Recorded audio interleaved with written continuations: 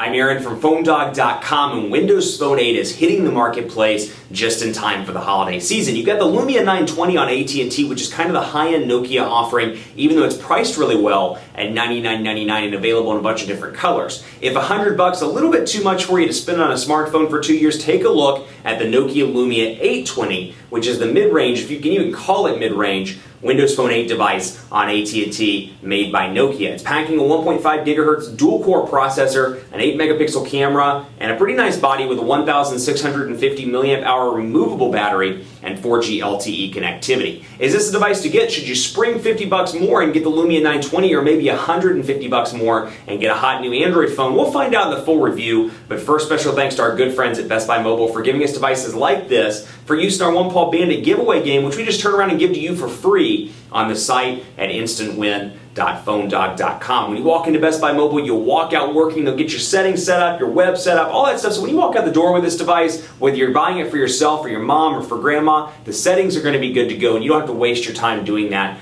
on Christmas Day or on the holiday you celebrate at Best Buy Mobile. Let's take a look at this Nokia Lumia 820. Is this a device to get? Let's take a look in the full review, which starts right now. I've said it in previous videos and I'm saying it again, it's a really tough call this holiday season because outside of the typical price tiers with these devices, you've got a bunch of one-off holiday promotions that places like Amazon, Best Buy Mobile, and more are running. So you know what? This is $49.99 if you walk into an AT&T store. It's the Nokia Lumia 820, and that's a great price. It's a great Windows Phone device. It's got some killer specifications, but then when you compare the bigger picture and realize that places like Best Buy, for example, yesterday, the 16th of December, they were selling the Galaxy S3 and all kinds of makes and models for $49.99 on a 2-year agreement. You realize that's a $200 device that's going for $50. This is a $50 device that's going for $50. Which one's the better value? So I think, for you and for anybody you're buying for, as you look this holiday season, you've really got to take into consideration the price point and realize that there are some really great deals going on this holiday season in the lead up to Christmas and the other holidays, and especially as we go into the new year, you're going to see some killer ideas, some killer deals, some killer one-off promotions, marketing deals, and more. So take a close look at what your store's offering, be it Best Buy, be it Walmart, be it Target, before you take a look at this. That said, it's a great device, $50 at AT&T. It's a mid-range, or what Nokia would call a mid-range device. It's actually got some nice specifications that'll appeal to a lot of people, particularly those people that are used to Windows Phone that really like it, or people that really like customization and kind of making your device your own. There are some great improvements to Windows Phone 8. They've made it a little bit better all around, and it's got some killer specifications and some killer features which we'll dive into right now. But this is the Lumia 820 specs-wise. It's got a 1.5 gigahertz dual-core Snapdragon S4 CPU. It's got a 4.3-inch OLED display with 480 by 800 pixels, 8-megapixel camera on the back, 1080p HD video recording with a Carl Zeiss lens. Then you got a 1,650 milliamp hour removable battery back here with a micro SIM card slot and a micro SD card slot. So even though it's got 8 gigabytes of hard drive space, you've still got room to expand. It's got 1 gigabyte of RAM as well, and like I said, 4G LTE capabilities on AT&T. So for $50, you're getting 4G LTE if you're in a market that supports it. And like I said, Windows Phone 8. So yes, in terms of design and overall aesthetics, it may not be the sexiest device. It is a little bit boxy in comparison to even the Lumia 920, which, yeah, it's a big, meaty device, but it's got some curves to it. This has a 3.5 millimeter headphone jack up top, nothing on the left side. Got your power button and volume rocker over here on the right side, along with a camera shortcut button on the back. And then at the bottom, you got your micro USB charging port speaker area. And then you got your screen up here in the front with a back, a home button, and a Bing button. So kind of standard fare as you would expect from a Windows Phone 8 device.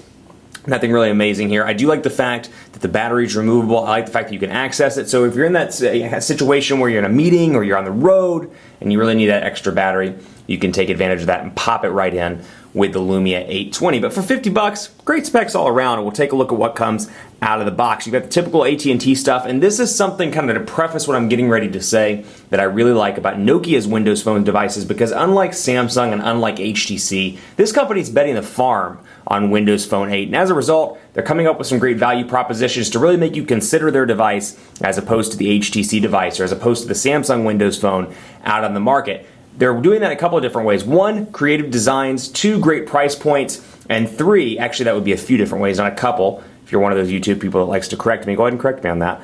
But you can see the Nokia stuff down here. These are applications that are exclusive to Lumia devices. Applications like Nokia City Lens, Nokia Drive Beta, Nokia Maps, Nokia Music, all out of the box and all free with the purchase of a Lumia device. So that's something that's pretty impressive. But we'll talk about those later in part 1 and even into part 2 of the review video. Out of the box, you do get the AT&T stuff: code scanner, family map, navigator, radio, UVerse Live TV, ESPN, Xbox Live, music and videos, my AT&T, Office, OneNote. So kind of a combination of some AT&T and Microsoft stuff. But you got OneNote down here, you have Store, you have Wallet, and of course Weather Channel and Yelp I've downloaded myself. Now the benefit to Windows Phone 8, you can uninstall these AT&T applications. So if you don't want it, get rid of it. Navigator, don't need it. Bing Maps works well for you, or Nokia Maps works well for you.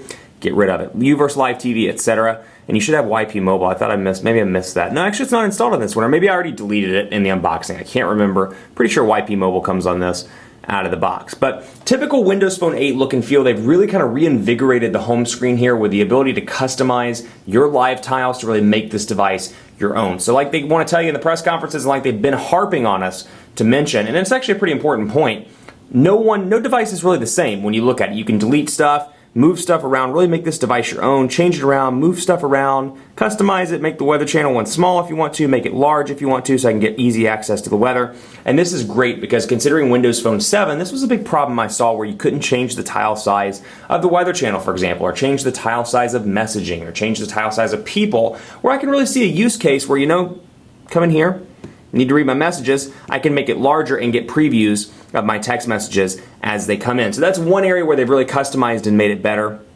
And you can see all the different levels of customization I can do here. I can move the AT&T one around, and this is always hard to do. Let me see if I can get it to work right. Bring the AT&T thing right down here in the middle in between these. There we go. And really customize it and make this device my own. So no one device is the same, and they really want to harp on that customization stuff. And honestly, it's a nice feature of Windows Phone 8. We'll go into the settings too because I'll show you some quick differences. And if you've watched my Windows Phone 8 videos, probably out of all the operating systems, it's kind of the most vanilla, if you will. If you've seen these enhancements, you've seen these across the board on Windows Phone 8 devices, there's nothing really exciting here because these are the enhancements you see on the Windows Phone 8X by HTC. These are the enhancements you see on the Lumia 920, the 8S, and more. But it's still worth covering anyway in a Windows Phone 8 video. So you've got your themes. This is nothing new to Windows Phone 7. You've got your background colors, dark and light.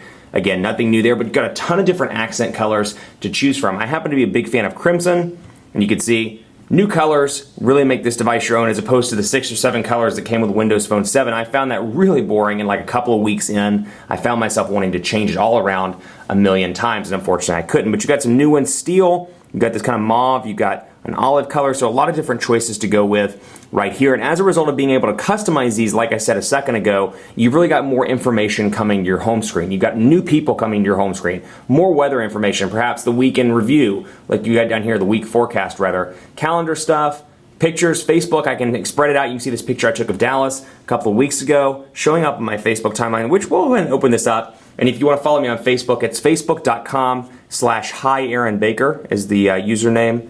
And here is my fan page.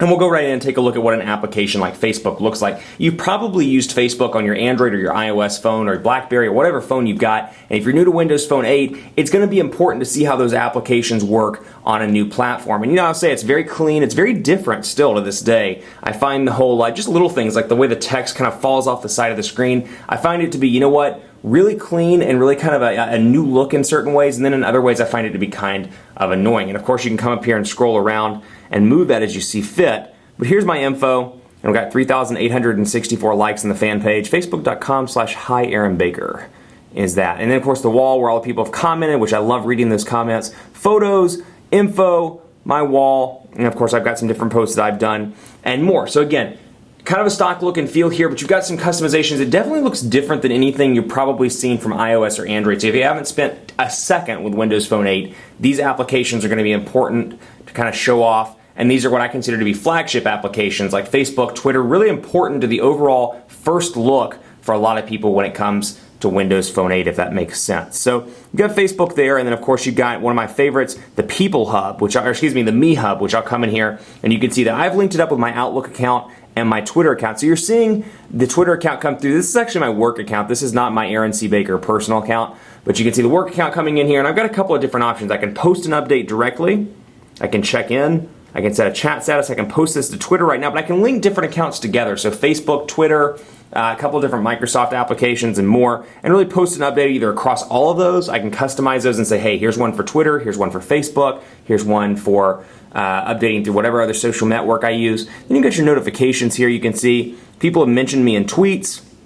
And then, of course, I've got the picture you see pops up as a picture that I have for my work Twitter account. Work is phonedog_Aaron. Personal is Aaron C. Baker, if you want to follow that one. As you may know, I'm leaving December 31st. I'm going to make the announcements and all the exciting news from Aaron C. Baker on Twitter, so if that's something you want to follow, be sure to follow that. But I don't want to spend too much time on that. That's not really important. You're thinking Lumia 820, that you're at the review. You want to see the review. But, I like that feature. I like the ability to, everything kind of connects to itself, if that makes sense. Like Facebook, Twitter, it all kind of integrates into the core operating system. And this, these are some things we saw with Windows Phone 7, but we're seeing some enhancements to that even beyond what we saw in older versions of Windows Phone. So obviously I go into the People Hub, bam, my Twitter account pops right back up. You can see the picture, the status, and I can go right over here and see what's new and see my Twitter feed of all the different people that I've got. And then this is something I find particularly useful called the people, or the rooms, the groups. And so, for example, I've got my best friends. So I can come into best friends, I can create a group, I can put in Steve, John, and Robert,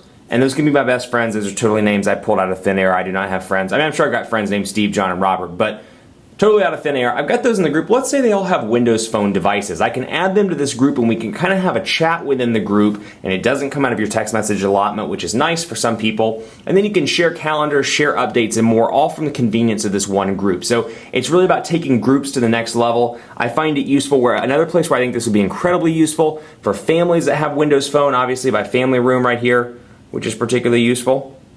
And then you've got the groups as well, so you can kind of customize this out. But Family Room is particularly useful. You got your chat, you got your calendar, you got your photos, your notes, and more, and you can invite people as you see fit to that room. And then if they have a Windows Phone device, they can take advantage of all those features that they have Windows Phone 8. If they don't have Windows Phone 8, let's say they're using Android or iOS, they can access some of those features, but the overall ease of use rather, isn't as great as you would expect it to be on a Windows Phone 8 device. Stay tuned for part 2. We're going to cover a bunch of different stuff: internet browsing, keyboard, camera, and maybe some speed tests as well on AT&T LTE. So stay tuned for part 2.